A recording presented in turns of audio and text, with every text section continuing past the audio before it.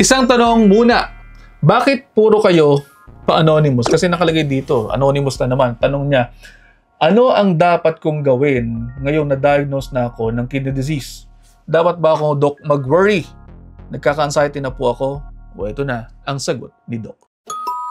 Unang-una sa mga nanonood po sa atin dito, please lamang kung mayroon po kayong mga sintomas na nakikitang dinidiscuss ko po rito, hindi ibig sabihin lagi related na agad yan sa mga sakit na dinidiscuss ko rin, o hindi ibig sabihin may isa o dalawang sintomas ka na ng sakit na yon, may sakit ka na nga agad. Best pa rin po na magpakonsulta kayo sa inyong mga doktor. Okay? O game, pag-usapan natin itong tungkol sa tanong ni pa-anonymous. Ngayon, ang sabi niya, ganito, ano raw ang dapat niyang gawin ngayon na na-diagnose siya ng kidney disease?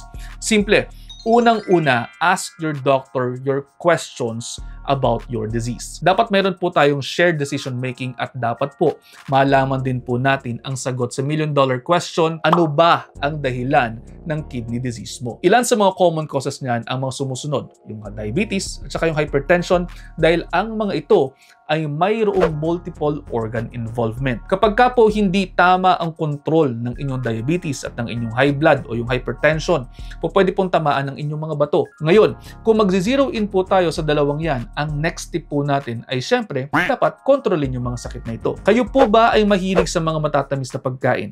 Kung ang sagot po ninyo ay oo, tanggalin po ninyo sa sistema nyo yan. Kung mahilig po kayong uminom ng soft drinks, alisin po ninyo.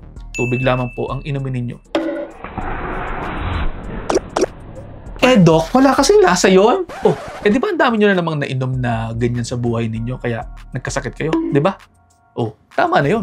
Nakatikim ka na eh. Kidding aside, hindi po ako nagbibiro. Tanggalin na ninyo lahat ng matatamis na inyong nakakain at naiinom. Also, we have to provide the rest to our organ involved, which is yung kidney nga natin sa kasong ito.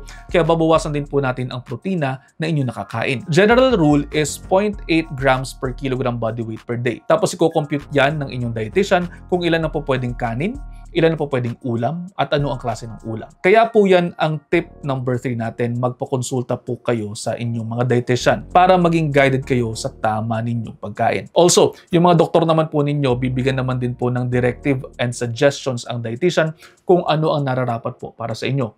Kumbaga, team po tayo ng inyong primary care doctors, tapos may mga dietitians po kayo. Tapos, kayo po, bilang kayo po ang mas nakakaalam ng mga ginagawa po ninyo sa inyong mga buhay, dapat lamang po na kayo po ay maging bahagi ng inyong healthcare team. Alam naman ninyo na sa katotohanan lamang po, lagi ko pong sinasabi ito sa inyo, gone are the days na doktor lamang po ang nasusunod sa healthcare. Ngayon, ang uso na personalized care dahil sa katotohanan ng bagay, itong mga sakit na ito, tulad na lamang po ng kidney disease na nanggagaling po sa diabetes, sa hypertension, ay essentially mga lifestyle-related diseases pa rin. Of course, meron mga genetics at iba pang mga dahilan, pero practically, mga lifestyle-related diseases pa rin po ang karamihan sa mga ito. At kung ang naging dahilan ng problema ninyong, pinoproblema po ninyo ngayon ay nanggaling sa uri ng inyong pamumuhay, babaguhin natin ito para maisaayos, kumbaga. So simulan nyo na po sa pagdetermine ng pinakadahilan. And then baguhin natin yon kung kaya through lifestyle management, dahil again po, kayo po ay bahagi ng healthcare team ninyo. At paano? Sana po may natutunan, pakishare sa inyong mga kaibigan, baka sakaling mas marami pa tayong matulungan. So, next episode, ingat.